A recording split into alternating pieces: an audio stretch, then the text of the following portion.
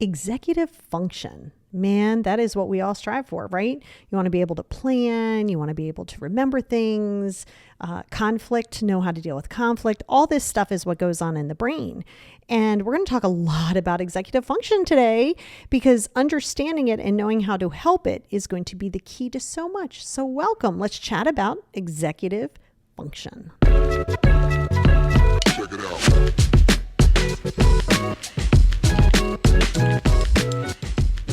Hey, everybody, and welcome back to the Positivity Experience. It's your girl, Lori, and I want to welcome all of the newest Patreon subscribers over there on Patreon. Today, much like every other podcast that I do on Patreon, we are going to continue and expand on this podcast today on executive function.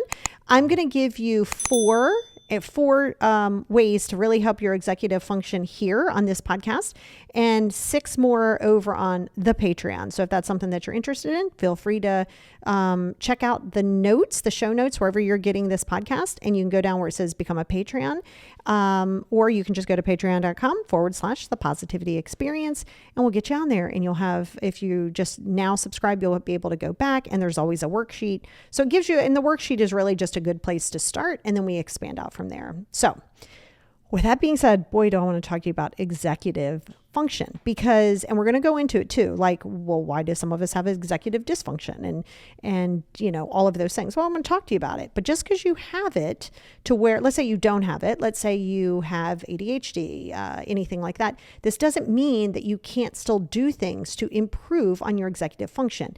You got to be careful of going down that rabbit hole. And I've had adult ADHD. I mean, I guess I wasn't an adult always, but I've had ADHD all my life. More from the ADD perspective, but ADHD, it's now classified under that. And yes, it does make a lot of your executive function harder, but it's not impossible. So you just have to prepare and do more to make sure that you're doing good. So first, I'm going to go a little neuroscience here, and I get to really flex some of my nerd muscles here because I got to study human studies and like human behavior and why do we do what we do. And so a lot of that is going to be different areas of your brain, right? And we're going to start with the basic one, and that's your prefrontal cortex. And that helps you with your problem solving. If you ever sit there and go, oh my God, well, I just can't figure it out, right? Problem solving, decision making, your memory, like active memory, attention control. So that kind of helps you with like your attention control, and your inhabilitation, meaning it really helps you not be so impulsive, right? So it kind of helps regulate it. Now, that'd be great if you're like, great, it's only one area of your brain. Yeah, there are so many areas of your brain that control so many things, and they overlap. Because think about this. Remember, the neurotransmitters, they go out to everything. Everything in your body is electrical. Your brain, your heart, your body, everything is energy. Everything is energy.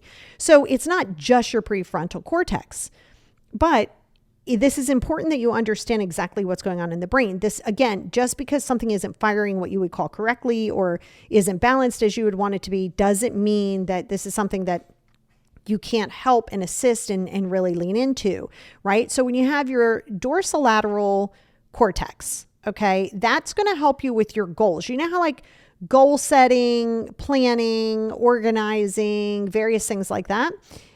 This is what that helps. Okay. So again, very often, just because you might be lacking in one area and expanding in another, all of these things sort of work hand in hand together, right? And they all are little like maps and little spider webs, and they connect everything and they play very well together, whether it's negative or positive, right? And then you have your anterior cingulate cortex, and that helps you with conflict. You know how like if there's errors or there's something going on, it really helps you understand conflict, right? It really gives you sort of that space, right? That's your ACC. It's just a short thing for, that's what it means. It's your ACC. And so again, if you look at just those 3 that we already talked about, I mean, really think about that, right? Like that's already telling you, hey, there's a lot of things that hopefully if one thing isn't firing correctly, unfortunately, some things can often go down that same path because you might be lacking in something in some of these other areas either, right? So I want to call it I always seem to get this one hard because I'm trying to off cuff this here, and I haven't had to like know these words for like a little bit of time, but I think it's your partial cortex. Yes, I believe it's their partial cortex. And that also helps with attention. And I had to learn a lot about that with my ADHD because there's just a lot of things that can misfire or just not like respond correctly. Your basal ganglia, right? You might have heard that because basal ganglia, I feel like people talk about a lot. Some of these other ones they don't, but they're still very, very important. They're just not the priority ones, right? And, that actually helps you with your habit formation. Your basal ganglia is like, that's where your habits form. That's where your routine and your consistency starts to form. All of these things start to happen, and it happens there in your basal ganglia. So that's a huge area that we're going to talk about when it comes to creating new habits, because essentially, remember, if you go on autopilot, right? Let's say you've been driving for a long time, you go the same way to work, you come home the same way, all of these things happen. After a while, you kind of just go on autopilot, right? Like you might be thinking, oh, what am I going to make for dinner? Oh my God, I got all these things I got to do, blah, blah, blah, blah, blah. And next thing you know, you're like, wow, I got here. I don't even remember getting here. It's kind of the same thing. So remember with your brain, this is why you do what we call brain gymnastics, right? Brain gymnastics, things like puzzles, things like, puzzles, crossword puzzles. I like crochet, anything that has to do with like enhancing this, right? Because it's really easy for us to sort of get quote unquote lazy in our brain because we just let it go on automatic, right? You don't want it to go on automatic because then it's just going to do what it's always done. And that may not be within your best and highest good. Then of course we have our hippocampus. You've probably heard a lot about the hippocampus, and a lot of these areas of your brain are very, very delicate, right? Because think of your brain. I mean, it's strong. It's pretty delicate, right? It's a pretty delicate muscle inside of your body. So, when you have that, if you've had a TBI which is a traumatic brain injury, or you've had other things like that happen, trauma, different things like that can actually really almost like damage that piece of it. Think of it as like elasticity, but luckily you can, it's plasticity. Sorry, not elasticity, plasticity. And so it's very important that you know that, yes, you can do things that are going to really help this, right? But your hippocampus is really big. You've heard of your amygdala. Amygdala houses a lot of fear and things like that. That's sort of your survival center, like your amygdala. It's a little tiny thing. It's kind of sits like over here, and it's like, it's just there. And of course, you have your neurotransmitters, your dopamine, your neuroepinephrine. All of these things, if you're low in them, it's going to, it's like if you don't have oil in the car, but you have gas in the car, but you don't have oil in the car's still not going to really function. And if it does, it's only going to function for a very, very short period of time. Right? So think about just these areas that I talked to you about with your brain. So when you go, what is wrong with me? You're trying to surface level it. You're going, well, I can't seem to plan. I can't seem to have motivation, which motivation's not real. So don't worry about that. Okay. But when it comes to you sitting there and going, what's wrong with me? It's not necessarily that there's anything wrong with you.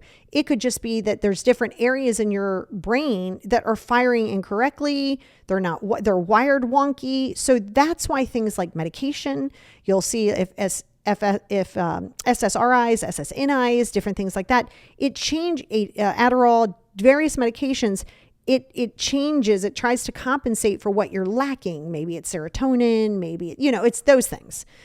And so knowing your brain is important. This was the reason I wanted to go down this nerdly path with you today is because I feel like it's important that you understand it's not just me saying, hey, go make some goals and hey, go have a routine and you'll feel better. I mean, yes, that is very true, by the way, but I like for you to know what's going on. And just because your brain doesn't seem to be quote unquote functioning at its optimum doesn't mean that there's anything wrong with you. It just means that we have to lean a little bit more into that. Because remember, you got to be really careful if you start going, well, I have anxiety. Well, I have this, I have that. And then that's a reason. You don't want it to become an excuse. So you don't want to say, well, I'm not good at planning because I have ADHD. Okay, valid. But are you just going to live there? You're just going to say, well, it's too hard for me? Or are you going to go, okay, well, what do I need to do to get that done? So let's talk about 4 things. I'm going to give you 4 things. And like I said, I'll continue over on the Patreon on 6 more that I have out for you. But 4 things and 4 ways in which you can really start sort of reprogramming up that brain, right? And No, it's not overnight. And this is consistency. It's not like you make a plan and you go, oh, here's my mini routine, new habit. I'm great. Everything is good. No. This is going to be something that you're going to have to do for the rest of your life, right? That's with any part of your healing. If you're expecting things to be done fast, or you want things to just feel some way, you really do want to know what's going on in your brain. I mean, ideally, which is always cool, is if you could get different brain studies, like, you can get different things. There's so many different things that typically your insurance will not pay for them though. But so what they'll do is they'll go through and biofeedback is great for anxiety and depression. Biofeedback, I think, can be covered by insurance. But there's other things like if you're doing a special MRI and you're doing it as a elective, not so much like, hey, we need to see what's going on. But it's good to kind of see, and an MRI is not going to pick up on all of these things. But I mean, it's nice to see an overview. But to get to each area, and there are so many tests, and there's so many tests coming down the pipeline that you'll be able to possibly get done and kind of say, oh, I'm really deficient in this area, or what can I do? So let's talk about 4 of those areas, because I just covered one.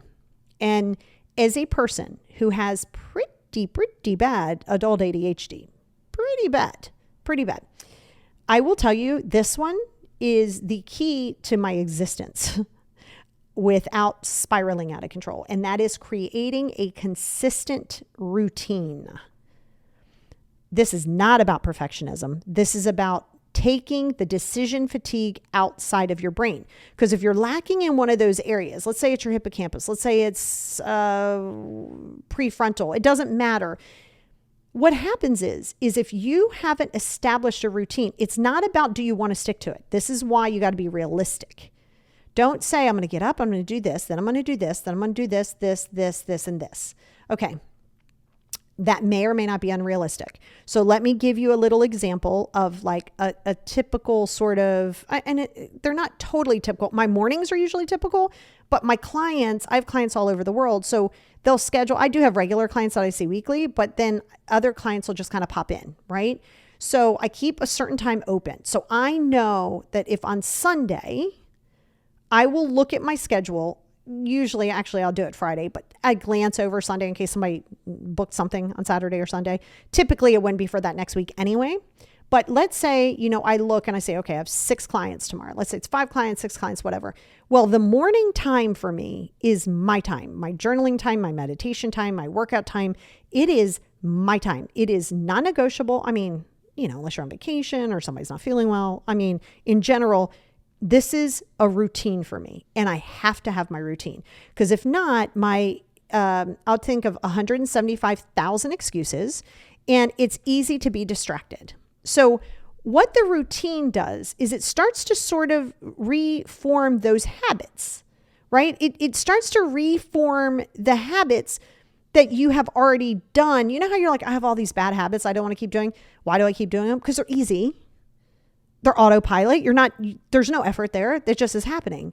So it's like rewriting a program. Your brain is like a computer chip. You are rewriting a program. It's going to take a minute because some of those old thoughts and patterns are going to come back.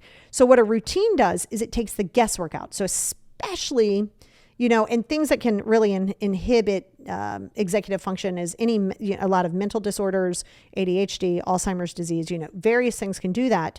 And again, not so much the Alzheimer's, but when we're talking about mental health and we're talking about ADHD, there are absolute ways to really, really help this. And that is with a routine. So you have to create structure. Your brain and body need structure. Now, this does not mean you have to be super productive with everything you do. In the evenings, I could have 150 things. I'm still writing in my book. I'm still doing those things. I am going to take a break. I am not going to do anything after a certain time. I'm not going to talk to people. I'm going to play on my Switch, or I'm going to do some crochet, or I'm going to watch some television. I'm going to do some mindless stuff for me, but it is a mandatory piece of my life in order to achieve balance. So I have a routine. So if people are like, well, hey, do you want to do this? No, I'm not so rigid in it that if you're like, hey, I got some tickets to a concert, do you want to go? If I want to go, I'll go. That's fine. But by that time, I have my free time. But if you don't create a routine, then you get a little overwhelmed, right? Because then you're like, oh, I really want to do this. well, I kind of want to do this too. I really want to focus on this. Your brain doesn't need to have decision fatigue. This is why things like meal planning, getting your clothes out the night before you go to work, having your data dump journal, doing your 5 journals, all of these things are really, really important because it sets you up tomorrow there's no guesswork. There's no like, oh God, what am I going to wear today? Well, you don't have to worry about that. You've already taken it out. So what that does is it helps alleviate a lot of that stress in your brain. So there's no real decisions to be made because you already made them and you weren't in stress and you weren't in chaos. And routines, when I tell you they help you so much, you got to be realistic with them though, right? So you can't be like, I'm going to get up, I'm going to clean the whole house. Okay, that's already a bad idea. Because you don't need to clean the whole house. And then I'm going to go to the grocery store and then I got to run these errands. Okay, oh my God, that's exhausting. You don't have to do it all. You do not have to do it all. I will repeat it a third time. You do not have to do it all. And if you feel that you have to do it all, you don't have to do it all today. Everything is not a stage 5 problem. You may want it done. You may desire it to be done. You may need it to be done a certain way. Listen to me and listen very, very well because it will really, really help your mental health and help you reprogram here. You don't have to do it all. And if you are going to do it, the micro goals are going to be the key. The micro goals are going to be the key. You don't have to climb Mount Everest in a day. And matter of fact, you can't. Literally, it takes like weeks to get up there because people have to balance out their oxygen levels and all of those things as they climb the mountain. You got to stop running this big sprint when, honey, it's a marathon and it's a solid marathon and it's a slow marathon. Uphill, through mud, through storms. It's meant to be difficult. So when you have a routine and you pair that with number 2, micro goals, small, baby, tiny steps. I don't say this just for you to feel better. It's also good for your brain. It helps rewire your new habits. Okay? A micro task, a micro goal is instead of saying, I'm going to go clean the whole house, you're not. It's not okay to just say, I'm going to clean the whole kitchen. Why? Say, okay, today is the day I'm going to go through not all the cabinets. I'm going to go through 3 cabinets today. How many 25-minute increments do I need? Oh, that's a Pomodoro. So we're going to do the Pomodoro technique. So you say, okay, I think it's going to be 50 minutes. Or better yet, you can say, I only have 20 minutes because I'm exhausted. I'm tired. I really don't feel like doing it. I have zero fake motivation. I just don't know what to do. Good. Then just do something and do it for 20 minutes. Do it either with a podcast or some music in your ears. Do not get distracted by oh, I got to move this to the kitchen and then the kitchen goes to the bathroom and then the bathroom. No, we're not doing that. But when you break it down into micro steps, it not only is an easier approach, it's easier for your brain to process, especially if you're struggling with something to where your executive function is a little off, right? So when your executive function is off, you're not always going to make the right decisions in your mind, right? Right is relevant, but like you're not always going to make the most helpful decisions. You're not always going to make decisions that are not impulsive. And, that's where you do those impulse shops, impulse buys. That's why there's an impulse line at the grocery store. Pay attention at the grocery store, Target, anything like that. You're going to check out, you have like your end caps, you have your soda, your water, your energy drinks, then you have like your chips and snacks, you have your gift cards, you have gum, you may not have any desire for any of those things until you go up there and you look and you go, And I used to do that a lot with magazines, before everything is like online. Be like, oh, you know what? I think I do need some gum, which is a good reminder. But it's there for a reason. It's an impulse aisle. It's an impulse end cap. All right. So you have to remember that what you want to do is not be as impulsive. And in order to not be as impulsive, which again, I just told you, sometimes that may be an issue with a different part of your brain, depending on what it is that you're dealing with. Okay. Let's say if you have like bipolar, or let's say if you have BPD, BPD is a big one for impulsivity. That's not just that. Just because you're impulsive doesn't mean that you're borderline. Okay.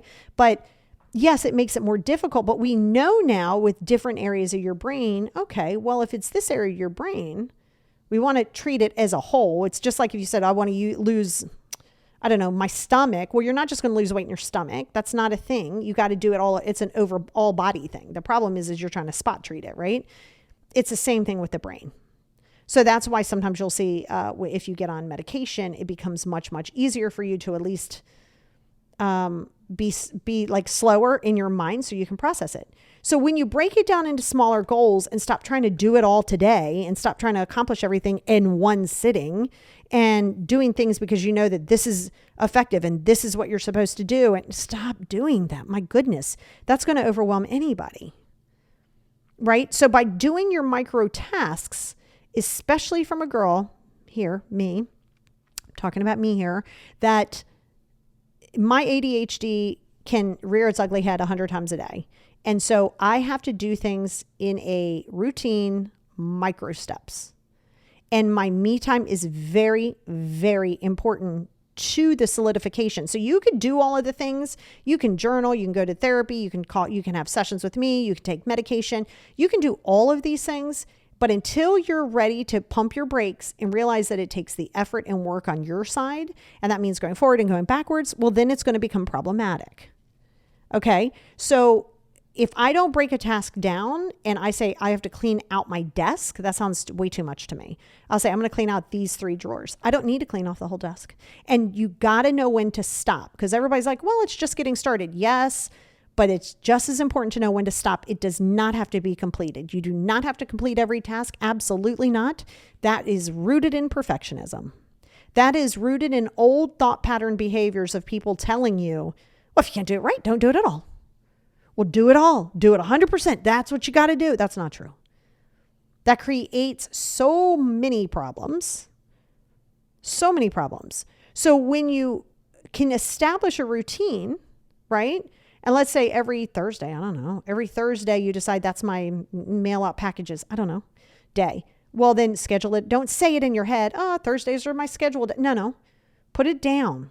Treat yourself like you would a client. And show up for yourself like you would a client. Like you would a client. It is imperative that you do that, but you can't do it unless you're structured. Because if not, you're going to be like, I need to do this, I need to do that, I need to do this. And then that brain goes into, oh my gosh, I got to go into like panic mode. And then you're not even like regulating anything because you're in chaos, right? So that's why you have to be really, really careful. Now, number 3, this one's always a fun, difficult one for people, is getting enough rest. And that's sleep, not just rest. Well, rest is different, but yes, get enough rest too. That means taking breaks, doing nothing, mindless stuff. But getting enough sleep, this is going to be the key. I know everybody says 8 hours. Not everybody needs exactly 8 hours sleep. Some people might need more. Some people can have less. It's fine. But the key is to not tell yourself you have to go to sleep. Oh my God, that's going to create so many problems. You are going to have the worst relationship with food. I don't know why I said food, but that is one here too. But like with sleep, you're going to have this horrible thing at 8, 9, 10 o'clock, 11 o'clock, and you go, oh God, I'm going to try to go to sleep. Okay, well, I guess I'll see what I can get done. I'm going to try to go to sleep. Like now you've created this whole big problem, right? If you cannot sleep after 20 minutes, get out of bed. Get out of bed. Don't clock watch. Don't lay there. Don't try to sleep. You might stay up all night. You might stay up for an hour, but you do something that is not on social media. Do not grab your social media. No. Hard pass. It's never going to serve your best and highest good. I mean, in general, that's why you do very, very limited time with your social media. Very, very limited time. And you know, why you have to have the sleep, it's imperative to cognitive function. I've said this before, like when you go to sleep, okay, when you go to sleep, your body is recovering, your liver's recovering, your brain is going, okay, we absorbed a lot of stuff today, a lot of stuff. What doesn't serve us? Let's compartmentalize this. This goes into this, I can get rid of that. This goes into here, I can erase this. Okay, your body is very busy. So the reason you go into sleep mode and you start breathing very lightly and shallow, like you could breathe very shallow. You're not taking deep breaths. You're not doing all of that. Your body is in restorative mode. So you're sleeping, but your body is busy. Okay. And that's why having your data dump journal, having various things like that, it's going to be the key. That's why if you can't sleep, don't force sleep. But once we can start getting on a routine, and sometimes it means sleep aids, sometimes it means something that you got to take. I get that. But when you are fully having, the consistent sleep schedule, this means just because it's a Saturday, don't decide you're going to sleep until 11 o'clock in the morning when you're usually up at 6:30. I mean, you can lay around, sleep around a little bit, but like, don't let it be like, you don't want to throw your body off too much. Like I was just talking to a client and I said, when I go places, I take my medicine still based on my time zone. So if I take a medication and it starts say at 8 o'clock when I would normally take it, but it's 8 a.m. here and it's 2 p.m. somewhere else, I'm going to take it at 2 p.m. because my body is on that. So that's just how I do it, unless it's absolutely something that is detrimental that I have to take upon waking. You know what I mean? But the sleep itself is going to really help you with cognitive thinking, right? Because think about this, and I'm sure you've experienced this at some point. Either you've been up all night, you've had insomnia, you were just busy, you were stressed, you couldn't sleep. Well, you can barely think the next day. You forget common things, common names. You start driving down the wrong road. Like you're like, wait, this isn't where I need to be. You start flaking out, right? And that's because your brain hasn't had an opportunity to expand itself. Like it hasn't had that opportunity to restore, expand, get rid of, replenish. Just hasn't done that. And that's why the sleep piece of it is going to be something that I really, really want you to focus on, but I don't want you to overanalyze it. I don't want you running into the bedroom going, oh, I suck, I can't sleep. No, we're not doing that. And if you go to sleep, you're like, well, I have no problem falling asleep. But then like 3 hours later, I'm up and I'm staring at the ceiling. Get out of bed. Get out of bed. 20 minutes after sleeping, after you wake up and you can't go back to sleep, get out of bed. Go sit in a chair, turn on a dim light. Don't turn on the TV if you can help it. You can turn on some light music if you want. I prefer not to do any of that. I sit up in my chair. I have a chair in the bedroom. I'll sit up in the chair and I'll crochet or I'll do some journaling or I'll do some, whatever, like games, like a crossword puzzle, something like that. But you don't want to force sleep, but sleep itself is important. Number 4, physical exercise. Physical exercise is not just for now this is assuming that you are capable. And when I say capable, I didn't say want to. Capable, meaning if you don't have anything that's actually preventing you physically, didn't say mentally, physically from getting you moving your body, this is where we're going to have to focus. Okay. You're going to absolutely have to focus on that. And engaging in that exercise, what it does, not only does it enhance your cognitive function. Yeah, I mean, there's so much. Think about this. You're breathing, you're doing all of this stuff. Oxygen's flowing, your blood is going. Like your body needs to move, right? Your body needs to move, and it really helps you. Again, as long as you don't have an illness that you can't, or a disability that you can't move. If you think, oh, I just don't want to, or I can't get out of bed, we can totally get through this. We can get through that. Book a session with me immediately. We'll get you through it. We'll get you up there on exercising. No, you don't have to run a marathon. No, you don't have to do it 6 days a week. No, but you do want to move your body, right? Because it really has proven scientifically, okay, through neuroscience, is that it proves that these exercise and sleep and what you put in your body and the routines and all of these things, it really affects your executive function, and it can help create better neurotransmitters. Now, you want the healthy dopamine, right? Why do we go shopping? Well, dopamine. Why do people do like recklessly living things? Dopamine. We know why. It's the dopamine, right? You want more of it, and then you're like, oh, I want more of that. Oh, that felt good. I want more of that too, right? So you want to work on figuring what gives you that dopamine, and exercise is one of them. You might not realize it, but exercise is giving you a dopamine boost. It's just not as enjoyable. Honestly, let's keep it real. It's not as enjoyable as shopping. I got it. I hear you. This isn't to say that you shouldn't shop. I would never do that to you. You'll never hear me say that to you. But I just want you to realize that these are the steps that you have to take. And I don't mean you take them once, 3 or 4 times and you go, this isn't working. No, you show up for yourself and you do it every day, even if you don't want to, right? As long as you're physically capable, you show up, right? And you do it with a mindset. You don't go, oh God, I got to do this fucking exercise. I don't want to do this exercise. Okay, well, do the exercise. Do it. Walk through the fire. You walk through it. You do the things you don't want to do, and you do it often. All right. And it's important that you do that because you have to stop looking for a shortcut, a fast fix, right? All of us want to feel happy. All of us want to feel better. All of us want our anxieties to go away. All of us wants to be minimalized typically. We all want to be minimalized. We want to have savings account. We want to feel peaceful. Okay. My goodness. That's a big, tall task.